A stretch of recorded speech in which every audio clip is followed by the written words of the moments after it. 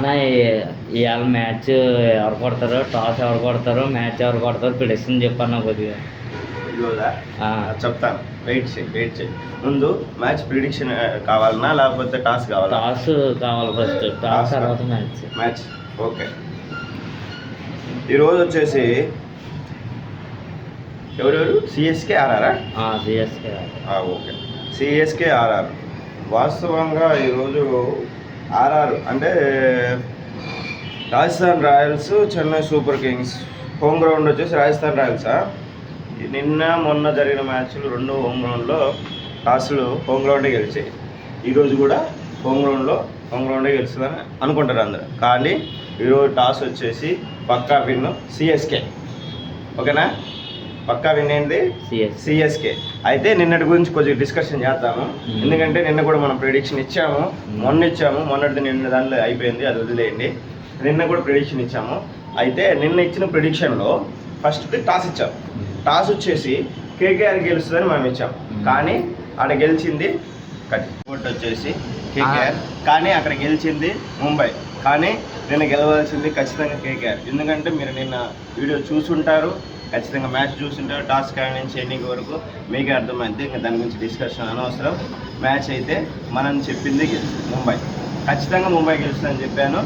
ఈ అందరూ అన్నారు 13 సీజన్ల నుంచి ఫస్ట్ మ్యాచ్ గెలవట్లేదు, ఈరోజు ఎట్ట గెలుస్తుందన్న. ఖచ్చితంగా గెలుస్తుంది అని నేను 100% షూర్ చెప్పాను.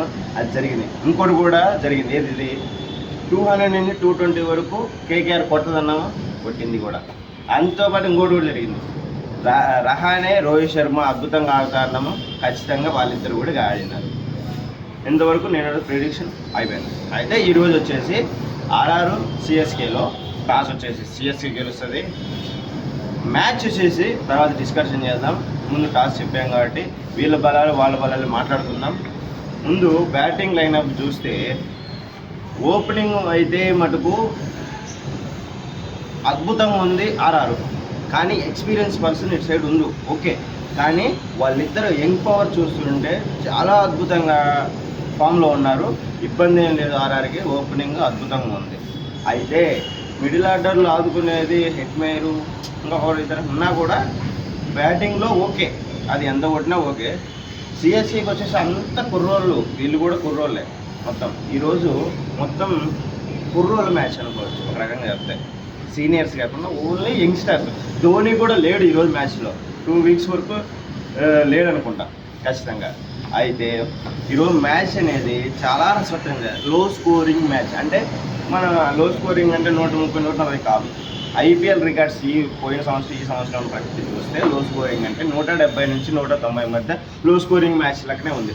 ఎందుకంటే ప్రతి మ్యాచ్ 200, 200 పైన 250 అట్లా కొడుతున్నారు కాబట్టి దీన్ని లో స్కోరింగ్ మ్యాచ్ కిందనే వేసుకోవచ్చు. 170 నుంచి 190 మధ్యలో ఎవరి ఫస్ట్ బ్యాటింగ్ చేసినా 170 నుంచి 190 అది కన్ఫామ్. అయితే ఈరోజు సిఎస్కే ఫస్ట్ బ్యాటింగ్ తీసుకునే అవకాశాలు ఎక్కువ ఉన్నాయి. కానీ ఐపీఎల్ రూల్స్ చేస్తున్న ప్రకారం అయితే సెకండ్ బ్యాటింగే. కానీ చూద్దాం ఏం జరుగుతుంది. అయితే ఈరోజు కీ రోల్ పోషించేది వచ్చేసి ఇటు సైడు శాంసన్, బ్రేవిస్, ఇంకొకటి వచ్చేసి బౌలర్ ఖలీల్ అహ్మద్.